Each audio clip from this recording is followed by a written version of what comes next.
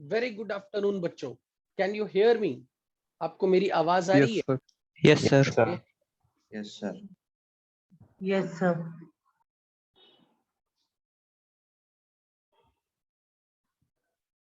अब आ रही है? चेक करो, text me. Can you hear me? Board is visible? Okay, all right.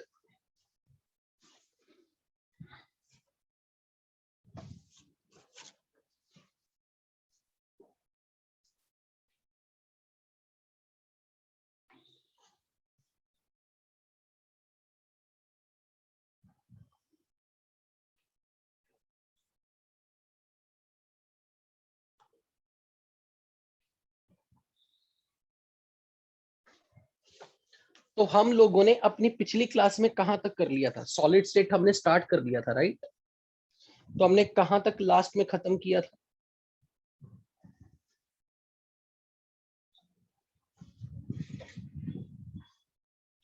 Last हमने यूनिट सेल। ओके, तो हमने ये देख लिए थे यूनिट सेल की टाइप्स 2 डायमेंशन में 5 तरह की थी। Square, rhombus, rectangle. नहीं, ये नहीं किया था। तो चलो यहीं से स्टार्ट करते हैं।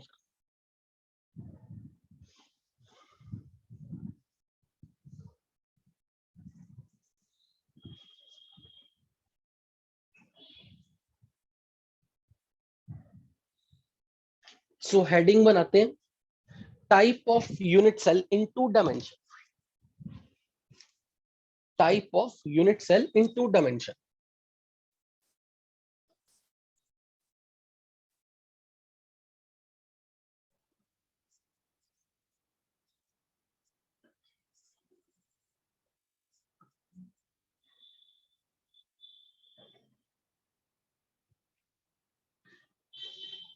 आज आई होप आपने अभी तक कोऑर्डिनेशन की शीट एक्सरसाइज 1-2 तक जितना मैंने आपको होमवर्क असाइन किया था आपने कर लिया है, क्योंकि मैंने आज तक की ड्यू डेट रखी थी कि आज तक आप मेरे से कोऑर्डिनेशन की शीट की एक्सरसाइज 1-2 तक के सवालों का डिस्कशन कर सकते हो।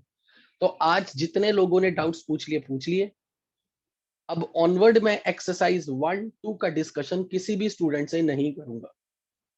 DPP number 1-2, DPP number 1-2 I hope आपकी आज शाम तक, लास्ट तक खत्म हो जाएगी। तो अगर आज शाम तक आपने ये सब कर लिया, या जिन लोगों ने मेरे से डिस्कशन या डाउट्स ले लिए वो फाइन। सो ऑनवर्ड में आज के बाद डीपीपी और डीपीपी नंबर 1-2 और शीट का डिस्कशन नहीं करूंगा। एक स्टूडेंट मुझे बार बार टैप कर रहा है, सर आपने ट्यूसडे तक कहा था। तो क्या मैंने ट्यूसडे तक बोला था या मंडे तक बोला था? दैट स्टूडेंट इज सेइंग कि आपने ट्यूसडे तक कहा था। ट्यूसडे तक तो ठीक है। तो आप कल तक, फाइनली कल तक डीपीपी नंबर 1 और 2 के डाउट्स मुझसे कॉल पर या व्हाट्सएप पे, या कॉल करके, प्रेफरेबली कॉल करके कंप्लीट कर लेना। शीट के जो भी डाउट्स हैं एक्सरसाइज 1 और 2 के कंप्लीट कर लेना। इसके ऑनवर्ड्स आज से ही मैं आपको ड्यू डेट बता रहा हूं। ड्यू डेट 15 मई। 15 मई तक आपका डीपीपी नंबर 3, 4 और एक्सरसाइज 3 कोऑर्डिनेशन कंप्लीट हो जाना चाहिए। डीपीपी नंबर 3, 4 और एक्सरसाइज 3 कोऑर्डिनेशन का शीट खत्म हो जाना चाहिए। And you can call me after 7:30 till 11:30।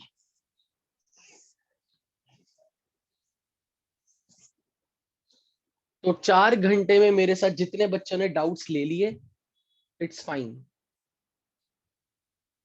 उसके बाद आप मेरे से एक्सपेक्ट मत कीजिएगा कि कल ट्यूसडे ऑनवर्ड मैं डीपीपी नंबर 1-2 और एक्सरसाइज 1-2 का डिस्कशन करूंगा किसी से। And I am very happy to announce, इस बार मुझे बहुत बच्चों ने कॉल किए, इस बार मुझे बहुत सारे बच्चों ने डाउट्स भी लिए हैं। तो मैं ये मान सकता हूं कि बहुत सारे बच्चों ने तो टाइमली डीपीपी 1-2 और शीट किया है, और जिन लोगों ने कर लिया, I am very happy to see them, great job जिन्होंने कर लिया, गुड जॉब। कि ऑनलाइन मोड में भी अगर आप मेरे से कनेक्ट होके आप अपनी शीट डीपीपी कंप्लीट कर रहे हो, तो ये वाला फ्रूट आपको कभी ना कभी जरूर मिलेगा।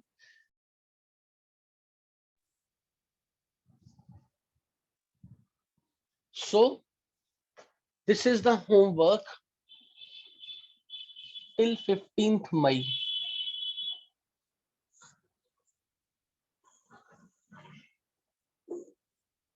Complete it. तो चलो, 2 डायमेंशन यूनिट सेल कितनी तरह का है? 5 तरह का है। There are 5 type of possible arrangement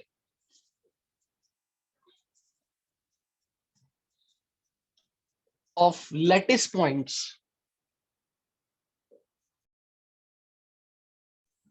in 2 dimension.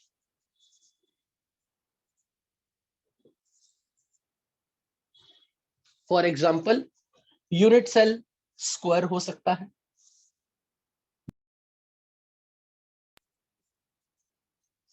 और एंगल थीटा 90 डिग्री होगा। A equal to B and angle theta is 90।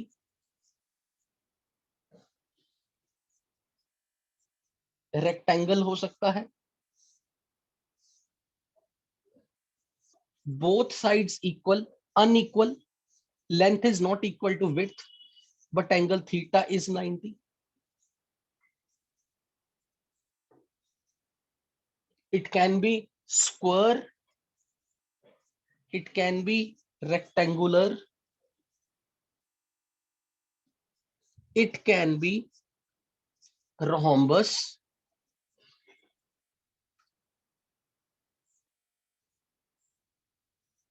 with both sides equal,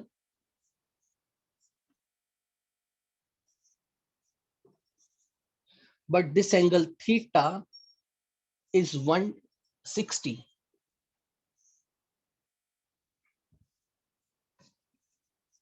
It can be rhombus again, whose both sides are equal,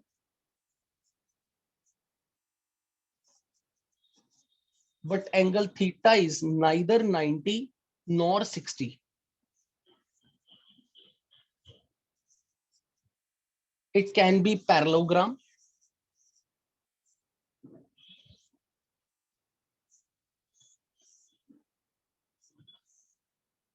whose both sides are not equal, but angle theta is neither not 90.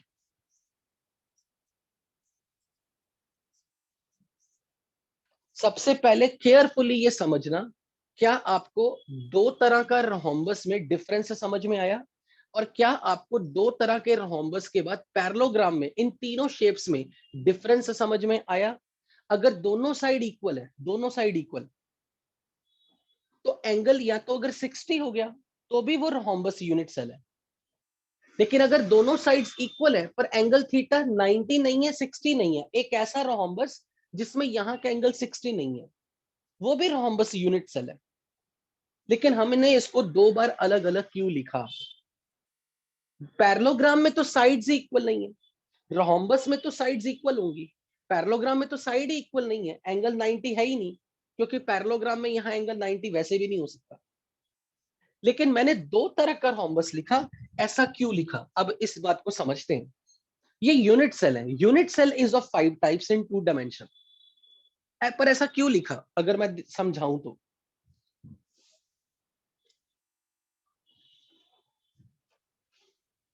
मान लो मेरे पास atoms are arranged like this.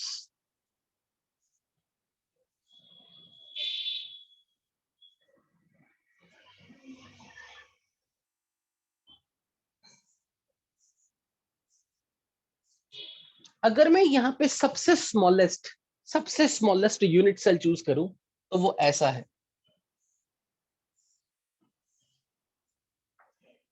और अगर इन दोनों atoms के बीच की ये जो लेंथ है और ये जो विड्थ है ये बराबर हो गई और ये एंगल 90 डिग्री हो गया, यानी कि यूनिट सेल स्क्वायर है, स्क्वायर यूनिट सेल। अगर मैं इस यूनिट सेल को इसके साइड्स के अलोंग सरका दूं, लाइक इतना सरका दूं इधर, इतना सरका दूं इधर, क्योंकि इसके साइड के अलोंग आप इसको सरका सकते हो। Only allowed movement of unit cell is कि अगर ये आपका यूनिट सेल है, ये आपका यूनिट सेल है, अगर ये आपका यूनिट सेल है तो आप इसको इसकी इस साइड के अलोंग ऊपर सरका सकते हो, नीचे सरका सकते हो, इसके अलोंग इधर सरका सकते हो, इधर मूव करा सकते हो। बट कितनी डिस्टेंस पे, कितनी लेंथ, कितनी डिस्टेंस तक मूव करा रहा है, जितनी इसकी साइड है, ये जो साइड है ना इतना ही आगे लेके जाना है, जितनी इसकी विड्थ है ना उतना ही ऊपर नीचे लेके जाना है। Displacement should be in magnitude equal to the sides. पर अगर ये स्क्वायर है, स्क्वायर स्क्वायर, तो उस स्क्वायर को जितना उसके एजेस हैं उतना ही आप ऊपर ले जाओ, उतना ही आप नीचे ले जाओ, उतना ही आप राइट ले जाओ, उतना ही आप लेफ्ट ले जाओ, लेकिन साइड के अलोंग ही मूव कराना है। तो इसको करना क्या है, अगर मैं ऐसे मूव कराता जाऊं,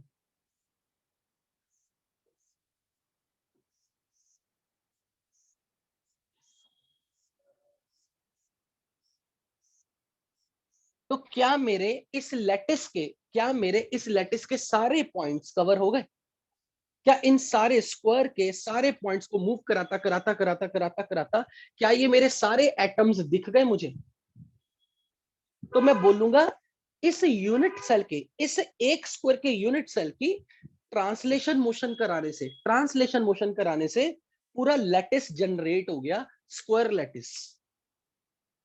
स्क्वायर लैटिस जनरेट हो गया क्योंकि उसका building block unit cell square था, उसको उसकी साइड्स के लॉन्ग मूव कराने से सारे पॉइंट्स कवर हो जाने चाहिए।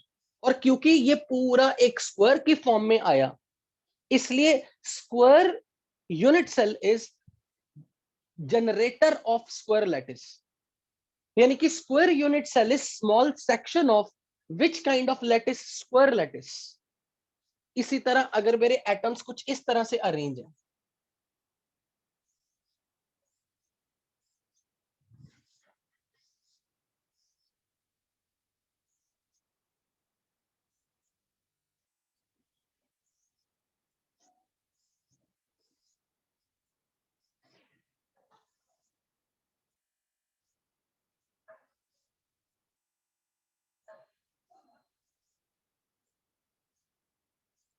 अब अगर मैं यूनिट सेल लूं ऐसी, क्या ये यूनिट सेल आपको स्क्वायर लगेगी? क्या ये यूनिट सेल आपको बच्चों स्क्वायर दिखेगी? नहीं दिखेगी। लेकिन अगर मैं इस यूनिट सेल को इसकी साइड के अलोंग मूव कराऊं, जितनी इसकी ये लेंथ है इतना ही आप इसे राइट में मूव करा दो, तो सारी यूनिट सेल्स, जहां जहां यूनिट सेल जाएगी उसके कॉर्नर पे एटम्स दिखते जा रहे हैं। और अगर मैं इसकी इस लेंथ के अलोंग इसे नीचे डिस्प्लेस कर दूं,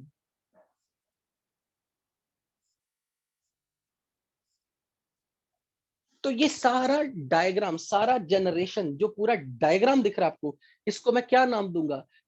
rectangular lattice. Rectangular unit cell नहीं, रेक्टेंगुलर यूनिट सेल नहीं, यूनिट सेल ये है छोटा पार्ट, पर रेक्टेंगुलर यूनिट सेल की ट्रांसलेटरी मोशन करने से पूरा रेक्टेंगल लैटिस जनरेट होगा। ऑब्वियसली इसकी दोनों साइड इक्वल नहीं है, this is b, this is a, but this angle theta is 90 degree. तो इस लैटिस का नाम क्या है? इस लैटिस का नाम है क्या? इस लैटिस का नाम क्या आएगा? Rectangular lattice. लेकिन लेकिन अगर मान लो एटम्स कुछ इस तरह से अरेंज है,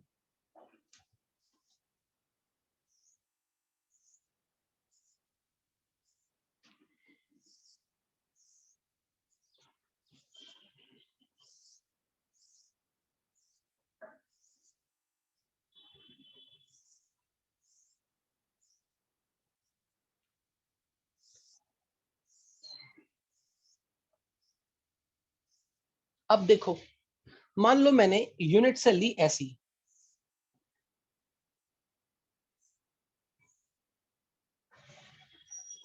और सपोज ये डिस्टेंस ए है और ये डिस्टेंस ए है बराबर, पर ये एंगल थीटा 60 नहीं है, ये एंगल थीटा 60 नहीं है, सपोज सपोज अब अगर मैंने इसको इसकी साइड के अलोंग मूव कराया तो ये यूनिट सेल ऐसे मूव करेगा,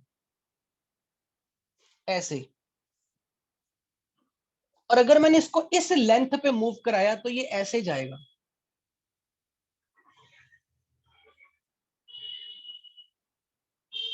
तो ऐसे करते करते करते करते करते करते आपने पूरा लैटिस जनरेट किया। अब मेरे को ये बताओ, अगर ये एंगल 60 डिग्री नहीं है तो क्या यहां पर जब आप यूनिट सेल को डिस्प्लेस कराओगे, यूनिट सेल को डिस्प्लेस कराओगे, क्या यहां पर आपके पास ये जो हेक्सागन बनेगा, ये जो हेक्सागन बनेगा, क्या एंगल यहां 60 बनेगा या नहीं? इस हेक्सागन में क्या ये एंगल 60 बनेगा या नहीं? नहीं बनेगा, नहीं बनेगा, क्योंकि यहां एंगल 60 है ही नहीं यूनिट सेल में। तो इस हेक्सागन को देखते हुए आपने इस लैटिस का नाम हेक्सागनल लैटिस नहीं रखना। Hexagonal lattice is the wrong name. पर आपका यूनिट सेल एक ऐसा रोहम्बस है जिसकी दोनों साइड बराबर है, एंगल 60 नहीं है, इसलिए ऐसी लैटिस का नाम आएगा रोहम्बिक लैटिस, जिसका यूनिट सेल रोहम्बस है, रोहम्बस लैटिस है, और पूरी लैटिस का नाम है रोहम्बिक लैटिस। अगर यहां पर इसी ऊपर वाले अरेंजमेंट में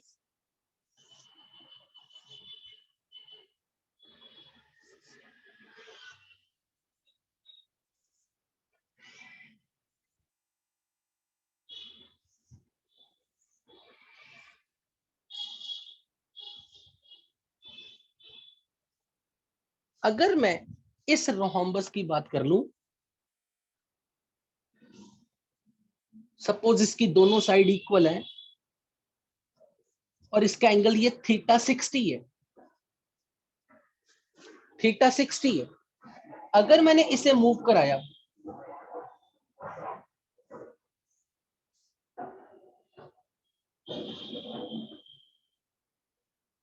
ऐसे मूव कराया, क्या मुझे बताओ यहां पर, यहां परफेक्ट हेक्सागन बनेगा? A B C D E F, यहां हेक्सागन बनेगा? क्यों बनेगा? अब की बार क्यों बनेगा? पहले क्यों नहीं बना? यहां भी तो हेक्सागन बना था, यहां भी तो हेक्सागन बना था, आपने यहां क्यों नहीं बोला? यहां क्यों बोल रहे हो? क्योंकि यहां पर एंगल 60 था, 60 नहीं था, यह एंगल 60 नहीं था, यहां एंगल 60 है। और जब तक ये एंगल 60 है तभी ये परफेक्ट रेगुलर हेक्सागन होगा, परफेक्ट रेगुलर हेक्सागन। ये सिर्फ आंखों को दिखने के लिए हेक्सागन है, जबकि ये हेक्सागन माना नहीं जाएगा, क्योंकि यहाँ का एंगल 60 डिग्री नहीं है, क्योंकि आपके रोहम्बिक यूनिट सेल में यहाँ एंगल 60 नहीं था। इसलिए देखने में ये दोनों लैटिस एक जैसी नजर आएंगी देखने में, पर रियलिटी में, वास्तविकता में ये मोर सिमेट्रिकल है, ये अनसिमेट्रिकल है। तो अब यहां पर मैं बोलूंगा यूनिट सेल तो रोहम्बिक है, rhombus is the unit cell, पर इस पूरी अरेंजमेंट का नाम lattice is called hexagonal lattice, lattice is called hexagonal lattice.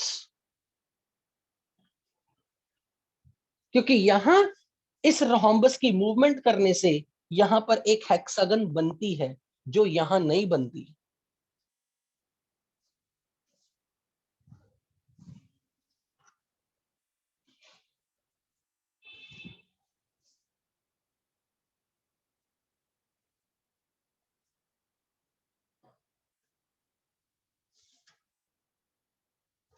यहां तक किसी को कोई डाउट पूछना हो मेरे से? यहां पर किसी को? हरजोत सिंह, हरजोत, अनम्यूट योरसेल्फ राजे। सर वो आपने 60 डिग्री का जो किया है उससे समझ में नहीं आया सर। यार एक बात बता, जब मेरा ये वाला ब्लॉक यहाँ पर एंगल 60 नहीं है, यहाँ पे एंगल 60 है सपोज, तो अगर मैंने इसे ऐसे मूव कराया, ऐसे मूव कराया, ऐसे मूव कराया, ऐसे मूव कराया, हर जगह मूव कराया, पर ये 60-60 एंगल बनता जा रहा है। अब अगर मैं तेरे को बोलूं कि भाई इस पॉइंट के अराउंड अगर मैं इसे ज्वाइन कर दूं, अब इस साइड को देख, ए बी,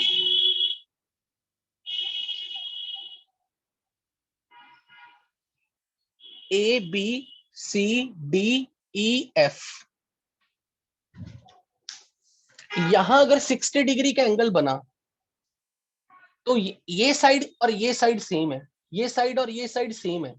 अगर ये 60 डिग्री एंगल है तो ये भी 60 डिग्री होगा, ये भी 60 डिग्री होगा, ये भी 60 डिग्री है, तो फिर यहां भी तो एंगल 60 डिग्री आएगा। और अगर ये एंगल 60-60 आने शुरू हो गए तो इस पूरी ज्योमेट्री का नाम हेक्सागन तो रख सकता है कि नहीं? बोल हाँ या ना।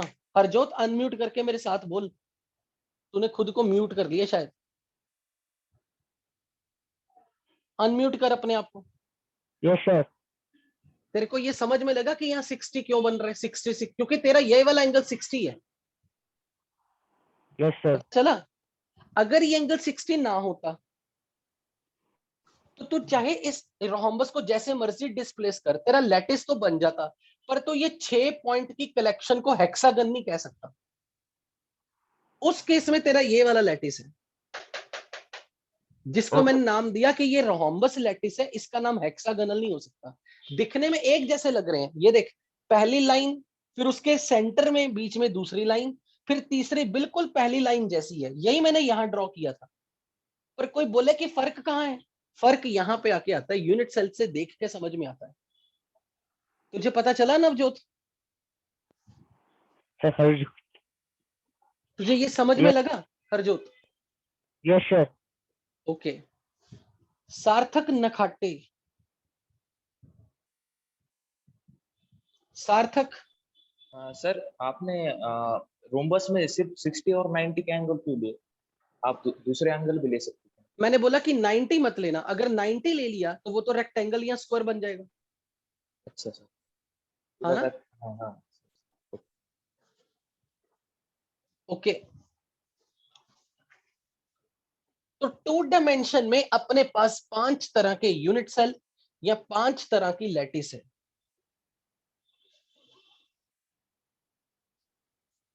और इनका नाम, इन पांचों का नाम, यानी कि square lattice, rectangular lattice, parallelogram lattice, rhombic lattice, hexagonal lattice.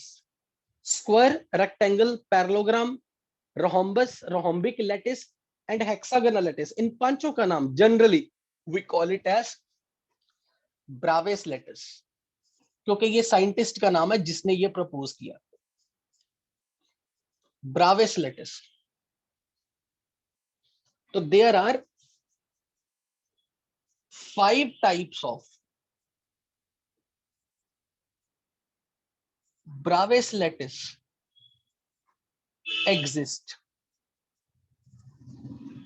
in a units in a 2 dimension.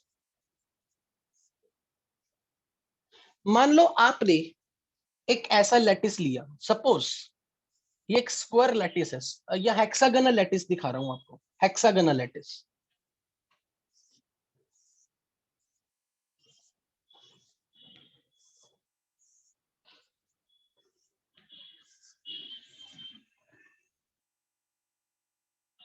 क्या मैं यहां पर ऐसा यूनिट सेल ले सकता हूं? ये देखो, ऐसा स्क्वायर बना दूं, फिर अगली बार इसे डिस्प्लेस किया तो ये बन गया, अगली बार डिस्प्लेस किया तो ये बन गया, अगली बार डिस्प्लेस किया तो ये बन गया, इसे नीचे डिस्प्लेस किया तो ऐसा।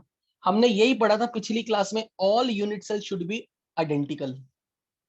क्या मैं ऐसा भी बना सकता था?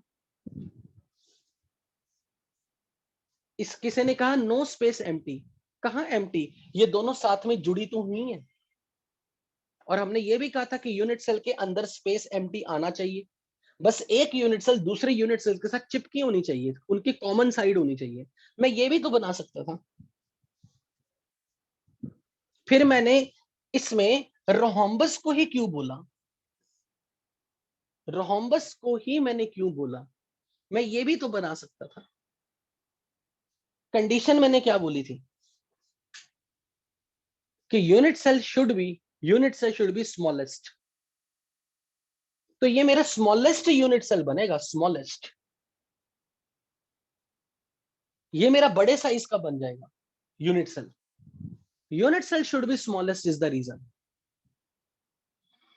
इसलिए अगर कभी कोई आपसे ऐसा पूछ ले कि भाई ये जो लैटिस है इसके अंदर आपके पास एक से ज्यादा चॉइस है, एक से ज्यादा चॉइस है, तो आप बोलोगे वो लेना है जिसमें स्मॉलेस्ट नंबर, स्मॉलेस्ट साइज हो यूनिट सेल का। ये बड़ा साइज है, ये लेने में कोई गलती नहीं है, कोई गलती नहीं है इसमें। पर आइडियली हमें smallest size of unit cell लेना चाहिए। अब अगर किसी ने ये कह दिया कि हम किसी कारण से इसी यूनिट सेल को लेना पड़ गया,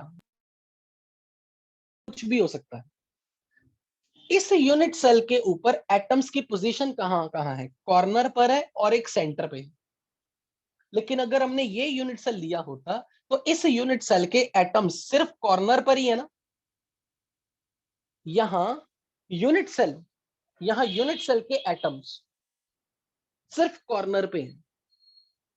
यहां यूनिट सेल के ऊपर एटम्स कॉर्नर पर तो हैं, पर कॉर्नर के अलावा भी कहीं है। तो ऐसा यूनिट सेल अगर आपका कहीं किसी कंडीशन में आपको ऐसे यूनिट सेल की जरूरत पड़ गई जहां एटम्स की पोजीशन कॉर्नर पर तो हो, पर कहीं उसके अलावा, कॉर्नर के अलावा भी कहीं है, तो उस यूनिट सेल को बोलते हैं non primitive unit cell. Non primitive unit cell where atoms occupy the position at corners as well as at some other point.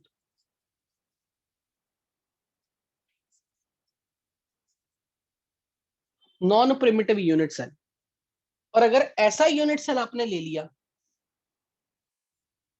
जहां पर एटम्स सिर्फ कॉर्नर पर हैं, where atoms occupy only corner position, is called primitive unit cell.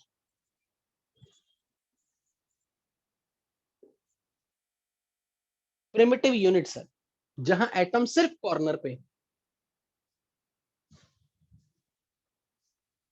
तो अगर कभी भी आपसे कभी स्कूल एग्जाम में या बोर्ड में कभी डेफिनेशन आ गई, what is primitive unit cell, what is non primitive unit cell, तो एक ऐसा यूनिट सेल जिसकी एटम्स ने सिर्फ कॉर्नर पोजीशन पे बैठ के, तो वो प्रिमिटिव। अगर कॉर्नर के अलावा कहीं और आ गया तो वो नॉन प्रिमिटिव। मान लो अगर मैंने आपके सामने एक यूनिट सेल ऐसी दिखा दी कि एटम्स कॉर्नर पर है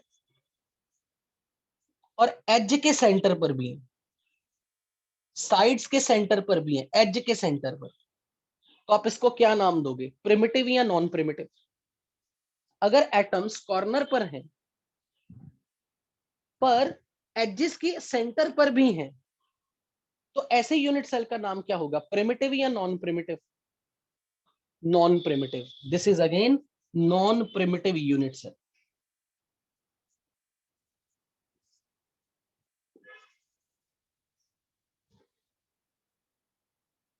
ठीक है।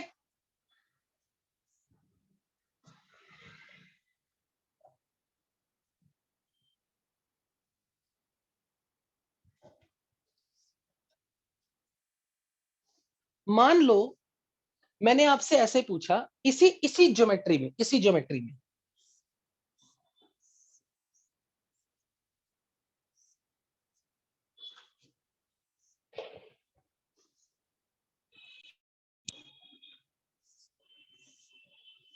इस वक्त आपको यूनिट सेल कैसा दिख रहा है, प्रिमिटिव या नॉन प्रिमिटिव? ये यूनिट सेल आपको कैसा दिख रहा है, प्रिमिटिव या नॉन प्रिमिटिव? Non primitive. अगर मान लो मैं इस एटम की बात करूं, ये जो कॉर्नर पे एटम, इस कॉर्नर पे जिसके ऊपर स्टार लगा दिया मैंने, ये कितने यूनिट सेल का कॉमन कॉर्नर है? ये एटम, ये कॉर्नर कितने यूनिट सेल का कॉमन बन चुका है? इसका, इसका, इसका और इसका। तो अब मैं ये कहूंगा इसकी कंट्रीब्यूशन एक यूनिट सेल के लिए 1/4 है, क्योंकि इस पूरे एक एटम की हिस्सेदारी 4 यूनिट सेल में बट गई।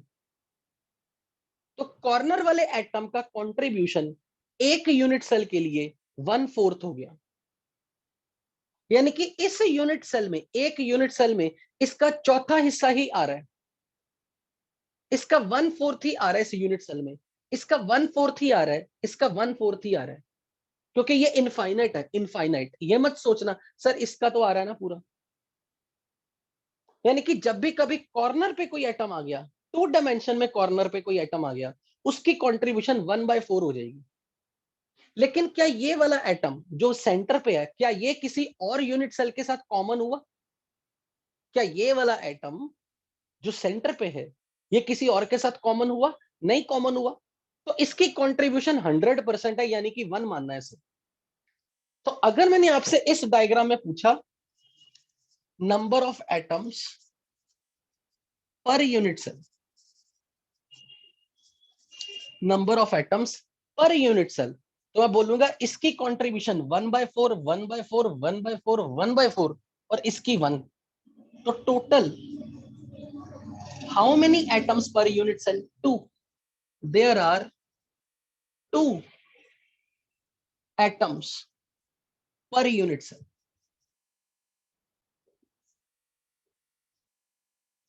लेकिन अगर मैंने इसी ड्राइंग में मैंने यूनिट सेल, जैसा कि मैंने सिखाया, रोहम्बस लिया होता,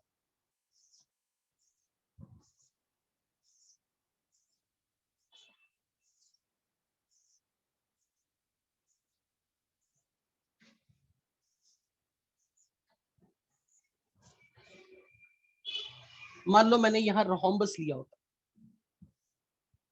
इस रोहम्बस को मैंने इसकी साइड्स के अलोंग शिफ्ट किया तो ये यहां चला गया,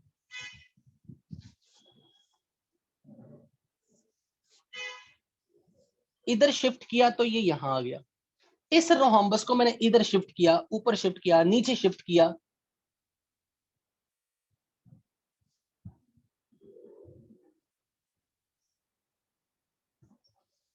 तो मुझे बताओ इसका ये वाला एटम कितने रोहम्बस का कॉमन बन चुका है? ये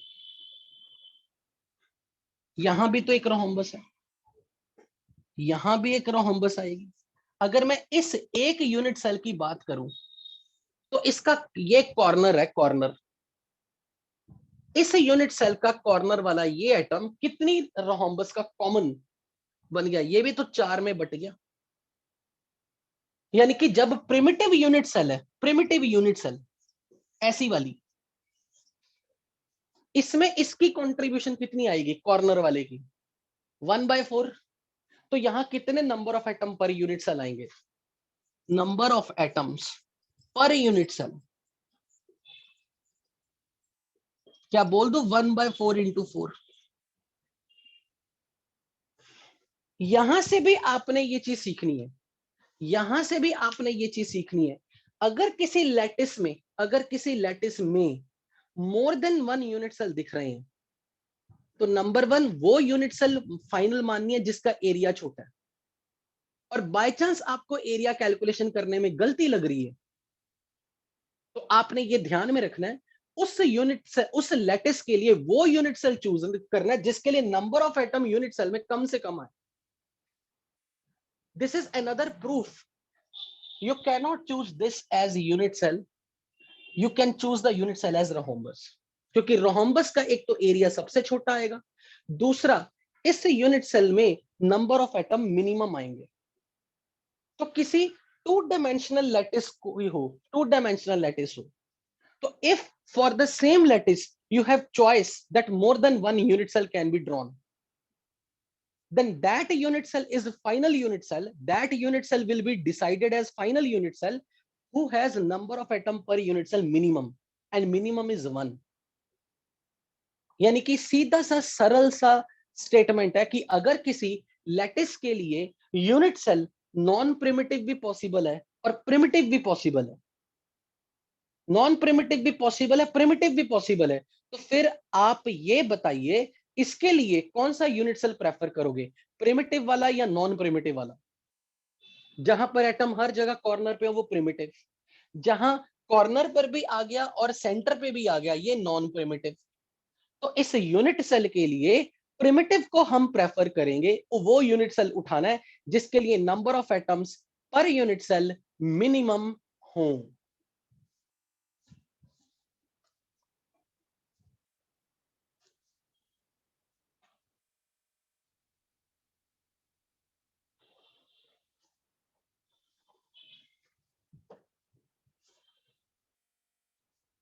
मान लो अगर कोई आपसे ये कह दे कि इसी एक हेक्सागोनल लैटिस ले रहा हूं, हेक्सागोनल लैटिस,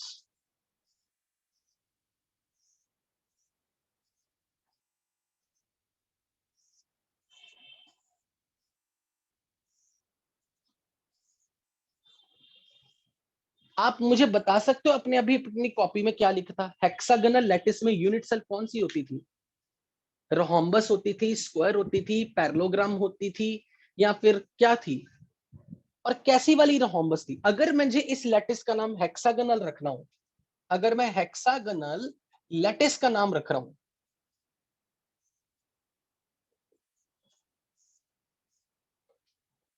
तो ये कैसी वाली रोहम्बस जिसके बीच का एंगल 60 डिग्री हो? मान लो मैं इसकी बात कर रहा हूं, ये हमारा यूनिट सेल है रोहम्बस। किसी ने मुझे ये कह दिया ठीक है यहाँ पे 60 डिग्री है, बहुत अच्छी बात है, ये हमें समझ में भी आ गया और दोनों साइड्स इक्वल है। मान लो किसी ने कह दिया सर ये हेक्सागन को यूनिट सेल मान लो, पूरी हेक्सागन को, तो आप बताओ हेक्सागन पूरी को यूनिट सेल मानोगे या रोहम्बस को यूनिट सेल मानोगे? हेक्सागन को पूरे को या रोहम्बस को? हेक्सागन को क्यों नहीं मानना? अगर आपको लगता है कि हेक्सागन को नहीं मानना चाहिए, रोहम्बस मानना चाहिए, उसका क्या कारण है? वेरी गुड, अंकिता साहा ने बहुत अच्छा जवाब दिया, सार्थक ने भी बहुत अच्छा आंसर दिया। तो एक आंसर आ गया सर, हेक्सागन का साइज बड़ा होगा, रोहम्बस का साइज छोटा होगा। हेक्सागन का साइज बड़ा होगा और रोहम्बस का साइज छोटा होगा।